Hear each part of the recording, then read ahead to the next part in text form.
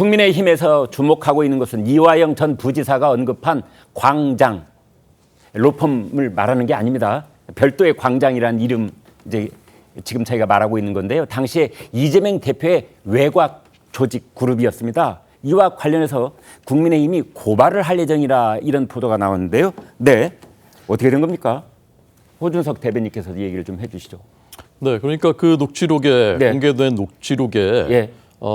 이해찬 전 그 대표, 그다음에 조정식 의원, 예. 사무총장 지냈던 이재명 대표의 측근 중 한 사람으로 분류되지 않습니까? 네. 그런 이제 그 조직이 있는데 이재명 지사의 조직이 이제 이름이 광장인데 거기에 돈도 김성태 전 회장이 됐다. 네.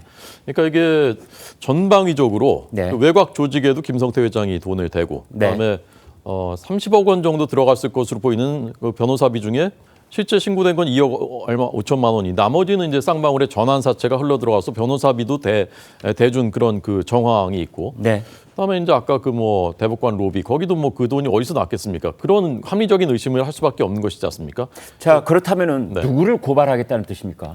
지금 여기에서는 이해찬, 조정식 의원 등이 정치자금을 받은 것이 아니냐, 이재명 대표까지 포함해가지고 네. 정치자금 위반의 소지가 있으니 정치자금 위반법으로 고사한다고 하면은 이 3명 정도가 대상이 될 것으로 보이고. 그러니까 이해찬, 조정식, 이재명 그렇죠. 이 세 정치인을 상대로 해서 고발을 한다. 왜냐면은 이해찬 대표가 만든 조직이잖아요, 광장이. 네. 근데 그 이후에 이화영을 통해서 정치적 아버지가 되었다라고 정진상 씨가 같이 기뻐하는 장면도 우리가 예전에 기사로 확인했었는데 네. 이게 결착이 되면서 이게 이재명 대표의 외곽 조직이 됩니다. 네. 결국 이재명 대표의 조직으로 포섭하고 그 외곽 조직에 대한 자금 지원을 쌍방울에서 해준 게 아니냐. 네. 그리고 작년에 또 김성태 회장이 이런 발언을 했었어요. 내가 이화영을 통해서 이해찬 대표한테 월 용돈으로 3천만 원씩 보냈다라는 폭로도 있었어요, 작년에. 이게 이거랑 맞닿아 있는 것이 아닌가.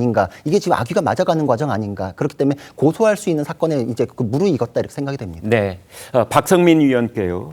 자, 이래서 이해찬, 조정식 두 분의 이름이 거론이 됐는데 민주당은 지금 어떻게 대응하고 있습니까?